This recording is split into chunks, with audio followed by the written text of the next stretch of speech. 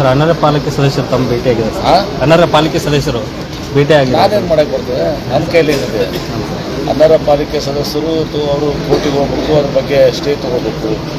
ಸರ್ಕಾರದಾಗೂ ಏನೂ ಇಲ್ಲ, ಯಾಕಂದರೆ ಇದು ನಾವ್ಯಾರೂ ಕೂಡ ಅದನ್ನು ಇದು ಮಾಡಿಲ್ಲ. ಅವರಿಬ್ಬರು ಮಿರ್ಜಿ ಮತ್ತು ಯಾರು ನಮ್ಮ ಮೈನುದ್ದೀನ್ ಬೀಳ್ಗಿ ಇನ್ನಿತರು ಕೋರ್ಟ್ ಮುಂದೆ ಹೋಗಿದ್ರು. ಕೋರ್ಟ್ RC ನಿರ್ದೇಶನ ಕೊಟ್ಟಿದ್ದಾರೆ, 1 ತಿಂಗಳು ಇದು ಕಟ್ಟಬೇಕಾಗಿತ್ತು ಅಂತೇಳಿ. ಅದು ಸ್ಟ್ಯಾಚ್ಯೂಟರಿ ಅದು ರಿಕ್ವೈರ್ಮೆಂಟು.